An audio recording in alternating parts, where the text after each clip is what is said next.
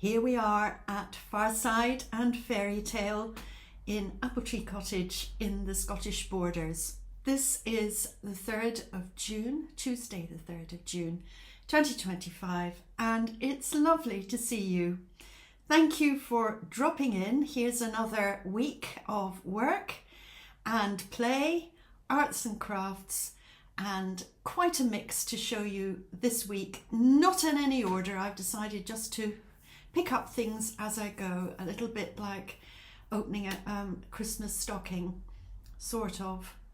It's been cold and blustery and quite wet. This year the roses are much slower than last year in my garden. I seem to remember all the bushes were flowering at this point last year. And they're just starting to open now, so I think we're about a fortnight behind. It's always slightly different from one year to another, and of course it's always lovely to welcome each flower as they come into bloom. And you can see peonies behind me. That's where we are as far as the garden goes at the moment. And so what are we going to start with? Let's go with Merrily Merrily. As you know, I have been alternating this with Come Into My Garden, if you've been following me, both blackbird designs. And in fact, I gave this sampler an extra week of love and attention because I felt that the progress was rather too slow. It's a lovely, lovely, lovely pattern, and it is 36 count Oaken by Picture This Plus fabric that is recommended, and you have the Classic Colourworks, Gentle Arts and Weeks Dye Works threads to use if you wish, and they've adapted. The actual designer is Alma Allen of the Blackbird Designs duo, and as Barb has now passed on, sadly, but they had taken an older sampler, and they've given you a picture at the back, and then they have made some additions themselves. Here are the additions: the house and a very large bird. And I think my option is to return to the original and go with that one. But certainly the colours are also something I had to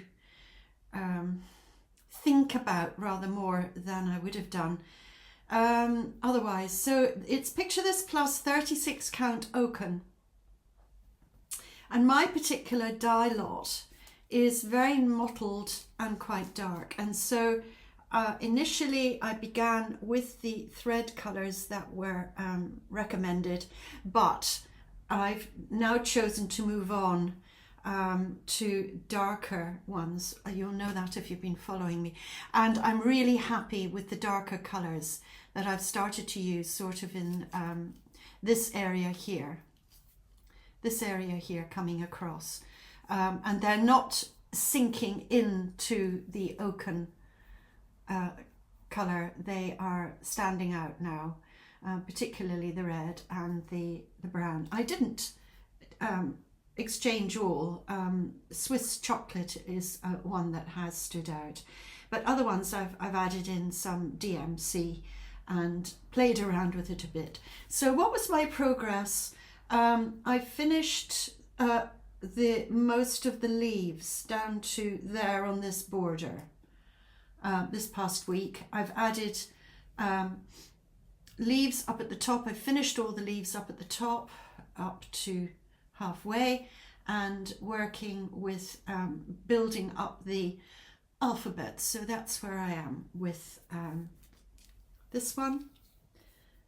Merrily Merrily We Welcome the Spring. And I know the title is now sort of out of date as we're going into the summer, but I will persevere with this. That is my plan, at least. in that I will alternate it with Come Into My Garden week by week, and so you won't see this presumably for another fortnight. This coming week I plan to be working on Come Into My Garden. Now I know many of us are doing Come Into My Garden and are thoroughly enjoying it on sometimes quite different fabric to what's recommended actually. And if you haven't come across Come Into My Garden by Blackbird Designs, highly recommend you go with that one. It's a dream. It's a dream. There we are, merrily, merrily. Now, my one thread a day. I wasn't particularly planning to do this, but I'm always mentioning Brenda Holzman. I really admire her work. I admire her stitching, and I admire her choices, among many, many others.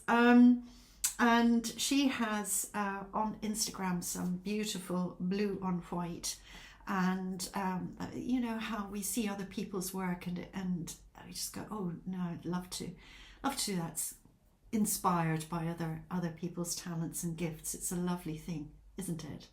So Heart Remembers, again by Blackbird Designs, and I went for a piece of linen. I've no idea what the colour is. It could be Winter Moon.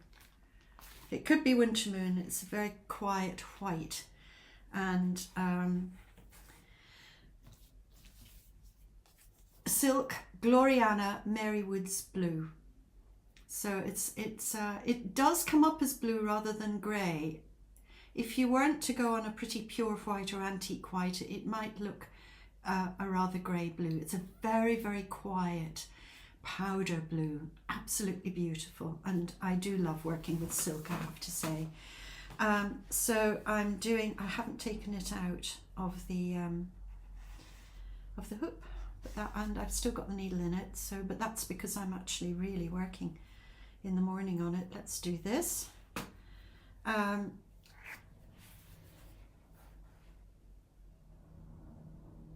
And you can see I've gone further along the top. It's just very quiet, and it should be a blue thread a day, just one thread a day. And the actual pattern is from the book, and it is Remember Me. Very quiet, very gentle, just lovely to wake up in the morning and do a very, very gentle blue thread. I like this colour of blue and white china as well. I don't actually have that colour of blue and white china myself, but I know many people do. Very gentle blue. So that's out of this book here. So what else do we have? I've got some more samplers, so don't worry. Let's do knitting. This is my finish, which you'll laugh about because I've just done a few rows or rounds a week. So this is very slow knitting in that it's very intermittent, but I have a sock finish. And the sock is Brussels from this book here. This is Around the World in Knitted Socks, 26 Inspired Designs by Stephanie van der Linden. This is a book and a pattern that I have kept returning to. I just love doing it. Now, this time I have varied it slightly. I'll show you the wool that I'm using. It's 4-ply West Yorkshire Spinners Signature, and it's absolutely lovely. I recommend this one. There are so many different wonderful sock yarns there. This is 75% wool, 25% nylon. And if you can get that, it's made in Yorkshire, which isn't too far from where I live. Not too far. It's a very, very large shire, county, Yorkshire. Marshmallow 011 is the colour. And this time with this sock, as I say, I've done a number of of these, and I use them as bed socks, which is really de rigueur in the climate here in the winter time. The actual lace pattern is so pretty, but this time I decided, because I'm so busy with other things, I wouldn't continue the lace down to the toe in the pattern you do. I just thought, okay, I'm just going to do plain knit, just for a change. And also I changed the top. In the pattern you catch in, you've knitted that, and then you catch it in as you come down. I leave it free and then just turn it over and stitch it in at the end. It's entirely your preference if you'd rather just knit it as you go. So one sock done. The other one, and as you'll know, I made these DPN holders for this pair of socks to keep the needles. That's in a much previous episode, and I think really I would always just take the time to make stitch holders, DPN holders. It makes it so much easier to keep everything neat. With the right sock, I actually have done the heel. I've turned the heel, and I've half turned the heel. I've just got to catch it in again and come down to the foot. Actually, I have turned the heel, and you can see there, this is what I do at the top. I just keep stitching. I do the purl row, but I don't then catch it in at that point. I wait and just stitch it in at the end. So this might be done, it should be done by Christmas. I have other things knitting on the go. I have my old shell shawl, and oh, can I just say, I have lovely comments. Thank you so much. Thank you for all the people who are the new subscribers. But I'm really encouraged when people do let me know that something that I've included in an episode is something that they've been inspired by, and I'm just thrilled about that. So I've had a lovely message from someone who has, I think they're in New Zealand, have picked up and started their own old shell shawl with rowan silk. So I'm just thrilled about that. And then a number of you mentioned about the Assisi embroidery. Some of you had found that they'd done it years ago, and others are inspired to go and stitch some Assisi embroidery, which is just again in a previous episode. And that's just so lovely that there's this response. That doesn't mean to say there's pressure on anyone. I hope you just enjoy watching and listening my various ideas as they come along. So that's a bit of a mix, and you can see here we've got to share quite a few more this morning.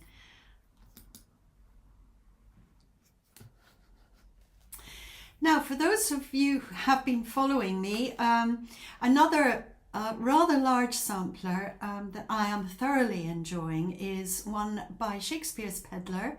That's Kitten Stitcher, Teresa Vanette, and it is called Anne Grant. And I made this work bag specially for it because I have the silks, and I just felt that I wanted to look after it rather more than using the little bento lunch boxes that you see there, putting the threads in. And so I took an entire week to make this. I thoroughly enjoyed it. And the temptation is to make a work bag for every one of the samplers that I am actually stitching on. But you know, you have to make choices, don't you, when it comes to the number of hours in the day and what you're going to devote your time to. And of course, I do have a garden. So the front pocket has the silks. Mostly I've chosen my own silks, my own silk colours in Gloriana. I do tend to like Gloriana thread, though Teresa has put NPI silks as a choice if you want, or DMC. I do feel some sort of an affinity with Anne because my clan, my surname, my tartan, they were somewhat linked. I think they were neighbouring with the Grants, and there's no history to Anne, but it may well be a Scottish sampler. So it's Anne Grant, 1829, and I chose it primarily because of the border, but I'm loving all of it. And there is the original there, which Teresa owns, and then here she's done a beautiful model copy for us. And I've chosen to do this on vintage 3009, which I think might be country mocha, but it's certainly a Zweigart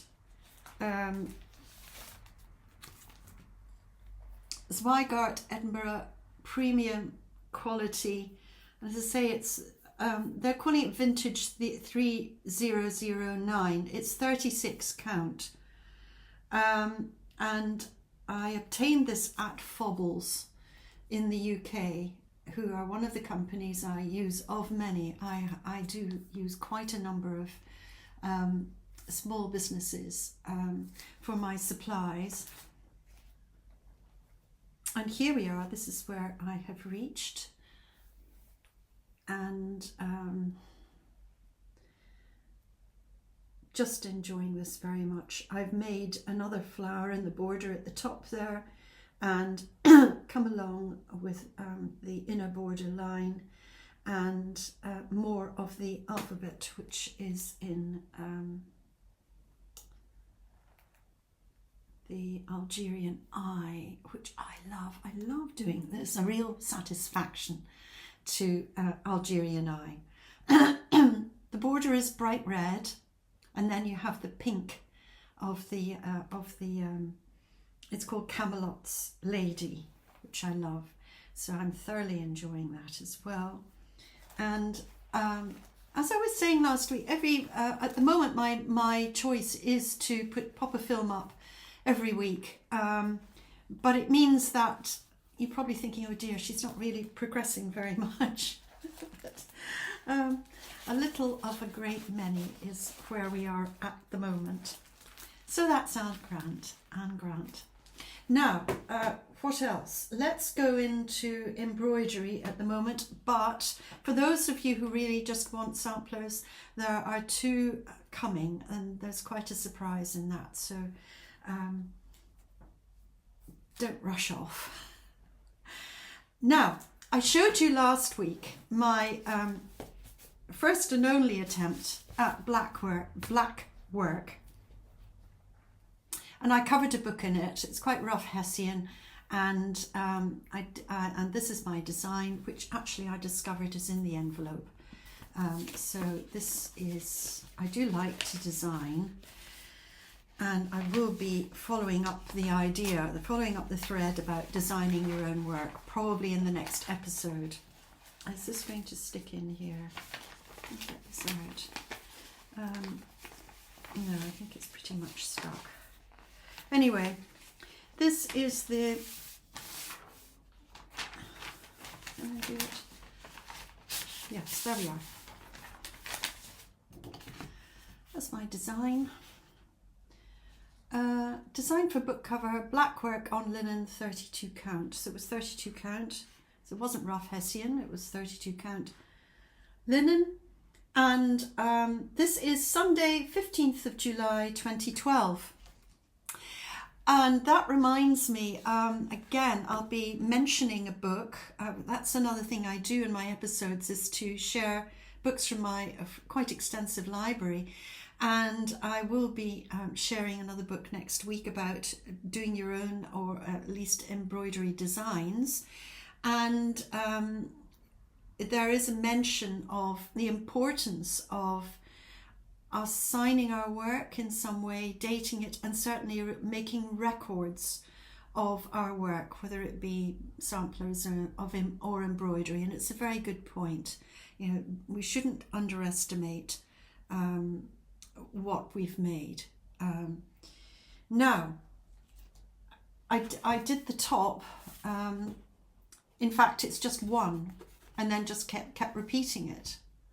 But you're not immediately aware of that when you look at the whole thing. It looks much more complicated. But in fact, it's just made up of one unit, and even within that unit there is repetition. And then I must have traced it and then transferred it to the 32 count linen. So there will be a little bit more of that about actual embroidery design as we go through. Now, blackwork, well, there's quite a history, of course, to blackwork, because it goes right back thousands of years, really, where you had one colour of thread, and possibly some communities would only have had black, but the ladies and the men presumably would have wanted to start to decorate their clothing, and so it came down through the years, and she says blithely, and certainly it came to Spain, and from Spain, through a marriage, Henry VIII's first wife, Catherine, was Spanish, Catherine of Aragon, and she brought blackwork to it would have been England rather than the UK at that time, and so it's tended to be called Spanish blackwork. And you can still get the Coates publication book 755, which is somebody's ideas brought from the original stitches, and it gives you working instructions, and they're rather lovely designs. There's a rather nice design there, blackwork. Now, blackwork was certainly in the 16th century onwards used to decorate clothing and costumes. We possibly wouldn't do it so much today, but it certainly is an idea for decorating items, household items. I particularly like that one, I have to say. I think that's very striking. And another book that you might be able to track down is by Lady Mary Gostelow, Gostelow. Look at that, isn't that fabulous? That's just fabulous. And this is going right back to very sort of almost Pictish in design, that. And I've given you a very hazy rendition, but she goes into the history of it, and she has many photographs of blackwork, which are totally inspiring. I like that, I have to say, I like that. And again, I will be mentioning as we go through, this is one of the threads I do plan to be using in my episodes, just a little bit about different types of embroidery, but particularly thinking from a design point of view, and perhaps using somebody else's design, adapting old historical designs, or indeed designing our own. I love that. I just love that. It's very tempting to go and make a cap of that out of maybe Dupillon silk and having a go. The thing about this, it's not cross stitch. It is using a stitch called double running stitch, and it's terribly easy. You just keep the stitches to the same length, and you do a stitch, leave a space that's the same length, stitch, space, and then you turn around and you come back and you do a stitch on the space and go under the previous one that you'd done. But you're coming that direction, now you're going back, filling them in. And so it's very quick, it's speedy. That's the other thing. You can get tremendous results from a short time. So maybe for a gift, for a Christmas gift, something like that. Because I'm going to start thinking about gifts for Christmas. And in fact, the little Remember Me is going to be a little handkerchief pouch as a Christmas present. Because I'm actually starting to make presents now. Because that's the time of year. And I do know that Tasha Tudor and her family started to make presents, gifts for Christmas in June. So there we are, we're in good company. I love boxes. I have a thing about boxes. My sister had a thing about bags. She absolutely loved bags. And with me, it's boxes. I also loved shoes at school shoes. Isn't it funny? Anyway, there we are. I have my box here and I put a sampler that I'm working on in my box to keep it safe. So boxes, bags. So this little box here, quite a big box, has a box within it. This is Calisson Day, which is an absolutely lovely La Reine Jeanne, and it's a lovely little sweet confection that it was full of. As you can see, they were eaten.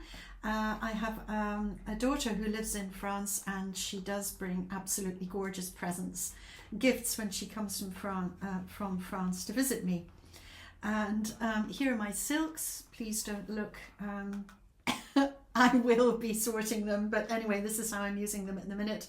For those of you who are much more orderly than I, you'll probably be completely horrified. Mostly, I think they're all bar one, Gloriana, and I'm very happy with Gloriana's silk.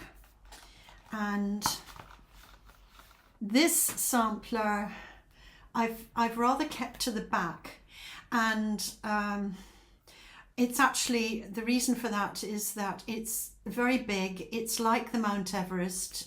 If you remember, quite a few episodes back I was mentioning about the different types of mountains we climb when it comes to samplers, and this has been my being my Mount Everest. And so there was quite a lot of trepidation about actually beginning it and getting the right size of fabric and the fabric choice, and I felt rather overwhelmed by it, but I have persevered. I actually found it on the tour that a lady did of her home, and it was going to have to put it in the link below, but another lady who was a neighbour had quite a number of YouTube episodes, and this one, it was something about somebody, was it Rebecca at the Red Barn? Something like that, but I'll put the link below.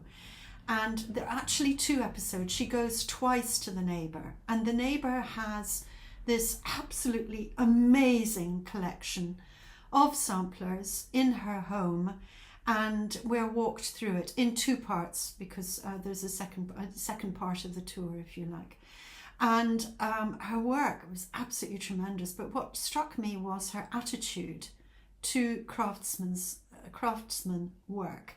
I felt that she had the right attitude towards her work and towards the samplers themselves, and this comes out in her spiel as she's taking us through her home and her beautiful samplers. So one of them in particular jumped out at me, and at the time I bought, I think at least 2 years ago, and then of course it sat because, as I say, I was a little bit wary about beginning such an enormous task. And it is actually originally a reproduction sampler, and I didn't want to do that. And I think that's something to do with the fact that in Britain we have an absolute wealth of original samplers, and I'll be mentioning that in a minute as well. And so I think that we don't feel the need so much to be emulating something that is old to make it look old. That's not quite as important to us. Now, I'm sure I can stand corrected. This is my opinion. But we, certainly growing up, you valued things that were new, and you looked down on the things that were old. Even 2 decades previous, it was, oh, well, that's old. And I think of the 1960s, everything had to be new. The music, so-called, was new. Anything that was 50s was looked down on as old hat. Old hat was the phrase that was used. And so that's my it's a sort of generational thing as well. Things that were genuinely old were and are indeed valued, but the idea that you wouldn't have something new was looked down on, and that included clothes. The idea that you would buy and wear somebody else's old clothes would have been considered in the 60s, and I think even the 70s, rather odd.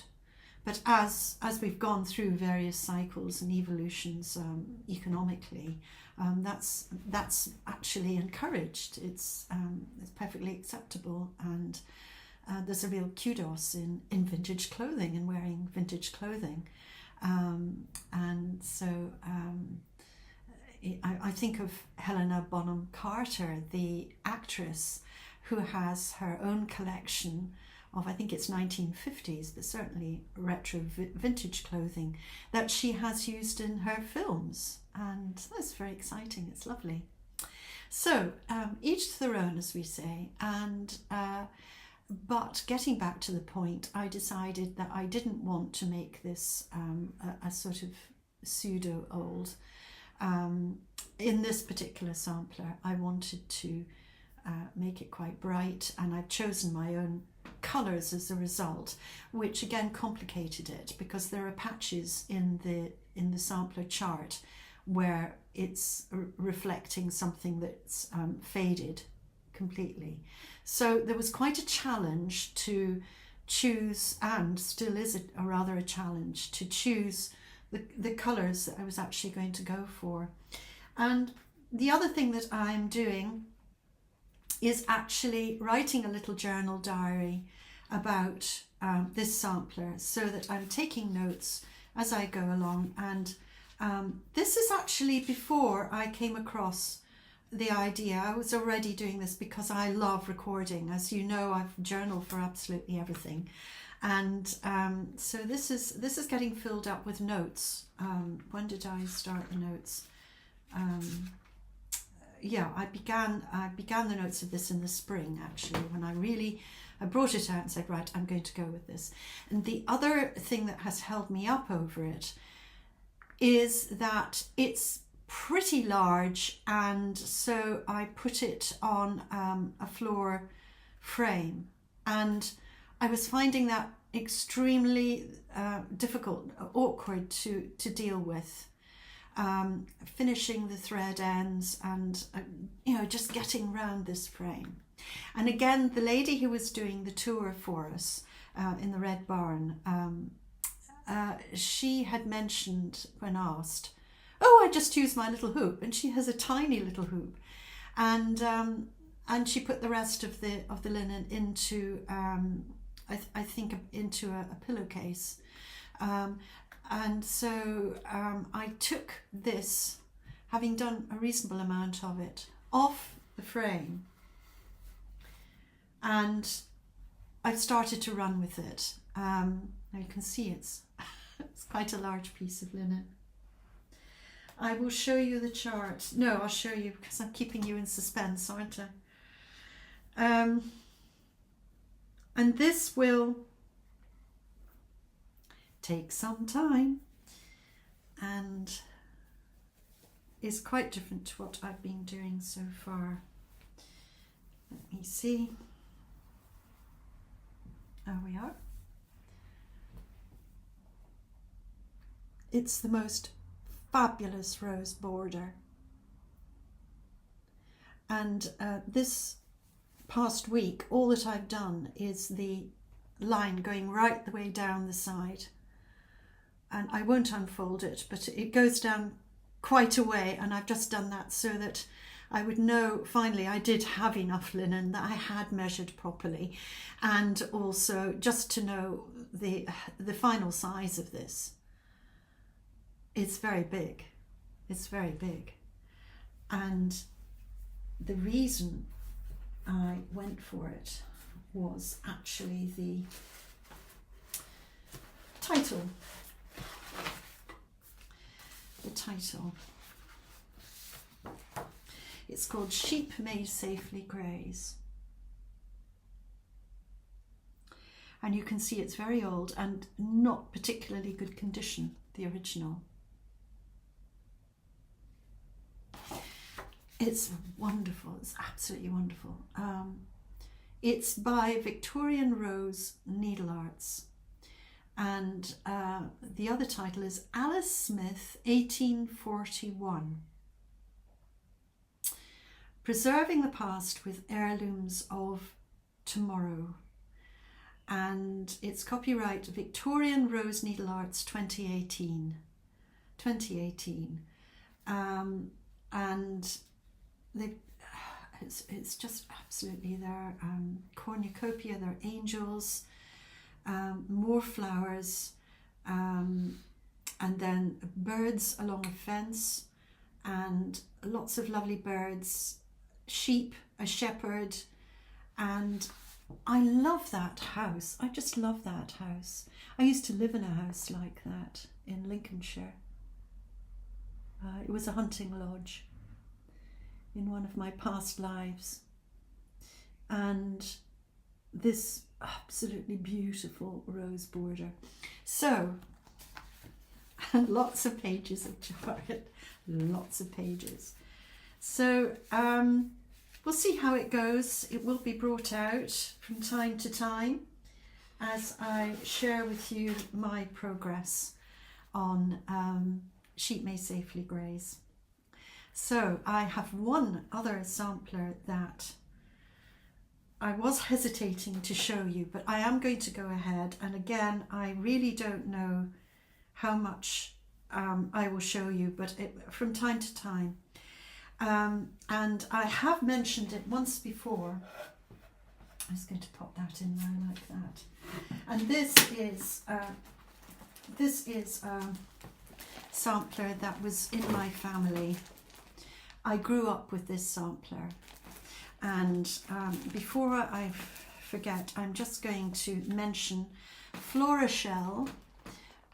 This is where I got the next piece of linen from, and I do use florashell as well.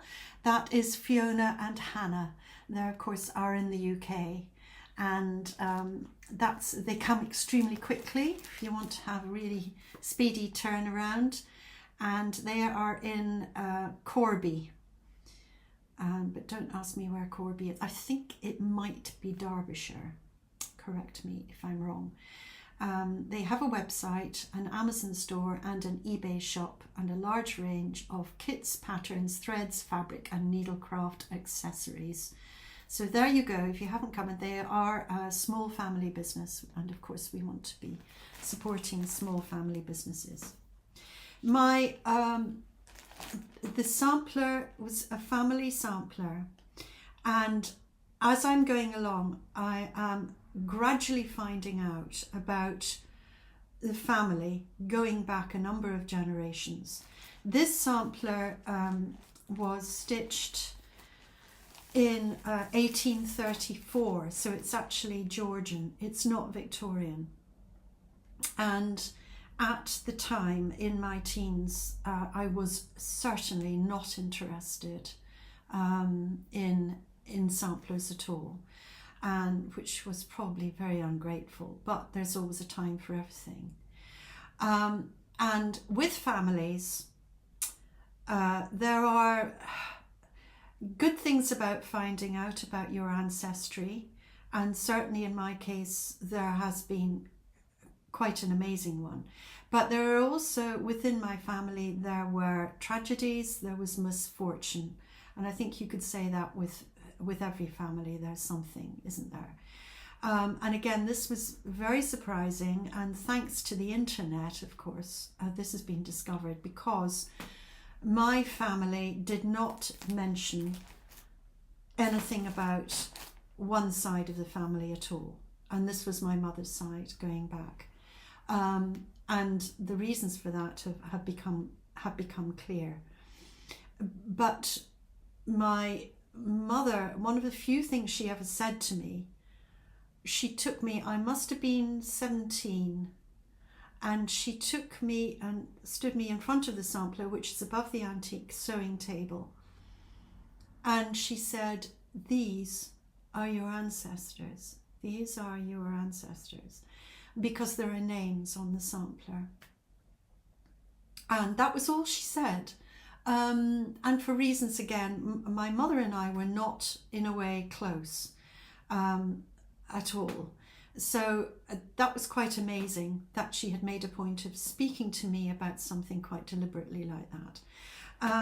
And at the time, I wasn't interested. You know how teenagers can sometimes be into their own thing, or anyway.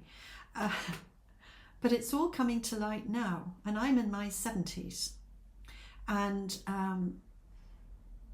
it's come to light, you'll be interested to know, by the fact that I have been taking up samplers and taking up YouTube and starting my episodes. So there's a bit of tingle factor here, because I don't think I would ever have discovered all the background to the family and to this sampler. And as I say, I'm still discovering it, so I can't disclose too much more at the moment. But it's a fascinating story. There are two fascinating stories, if not three, behind it all. In the meantime, what I am going to do is show you the sampler that I am actually stitching, because the sampler, the 1834 sampler, was given to my younger daughter, who is in France. So I'm actually working off, and it wouldn't have been, I wouldn't have given it quite so quickly to her if I'd known all this before. But anyway, it's stuck in France and I'm in Scotland. And so what I have done, she very kindly has sent me a whole series of really close-up photographs. And I have been working on graph paper to actually start to chart it. But like the previous sampler that I've just shown you, the sheep may safely graze, I will be choosing to a certain extent my own colour of threads. The sampler itself is in not very good condition, so we're not going to take it out the frame and see what the threads are like behind what the original were. You can do that with some samplers. This is too frail. It was actually stitched on silk, and I'm stitching it on linen. My linen count is 40 that I've chosen, and I think I probably would have been more accurate to have chosen 53 or 56 even, Kingston. But I decided, because I'm still, it's very recent that I've started samplers.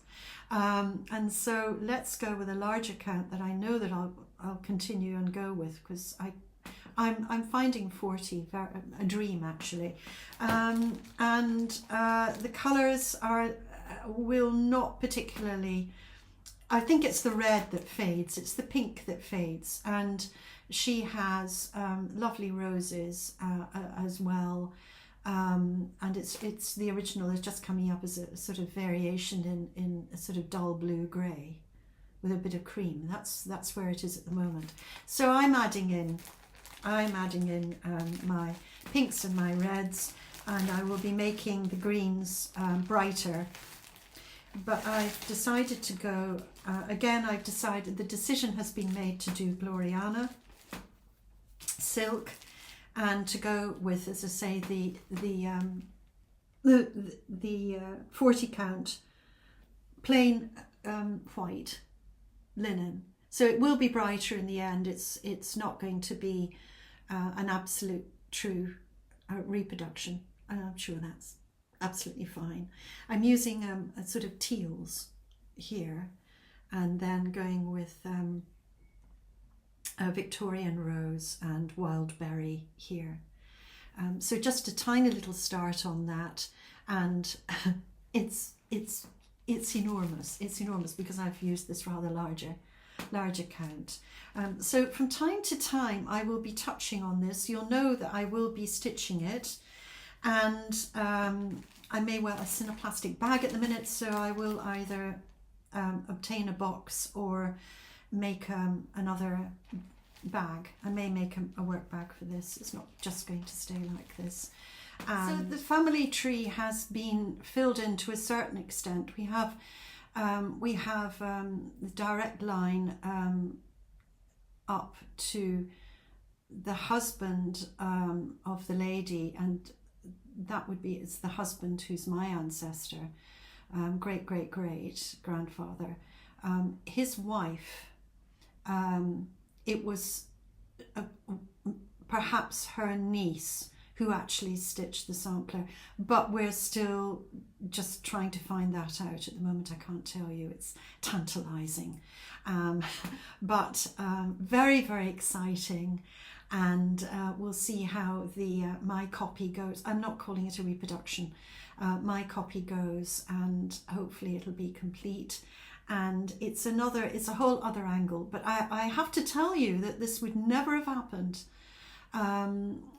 except that I started to stitch samplers.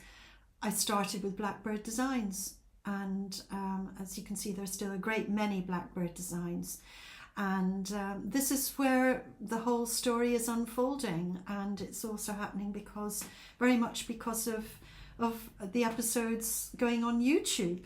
I have to thank you for all of the encouragement, all of the lovely comments, and just the fact that people are, clicking on and listening to me.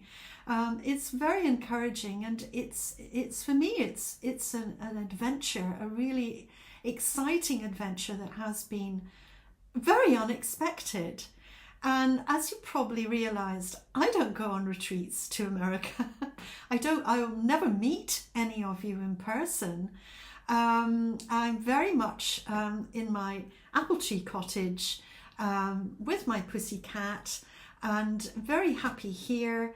And yet somehow or other, thanks to YouTube and thanks to you watching, the world is opening up to me in a way that was completely unexpected. It's really exciting. It's an adventure. So I hope that you've enjoyed this. I hope that you've been inspired with something that I've shared with you today. And I certainly hope that you will have another week of happy stitching. And I'll see you again soon. Bye-bye.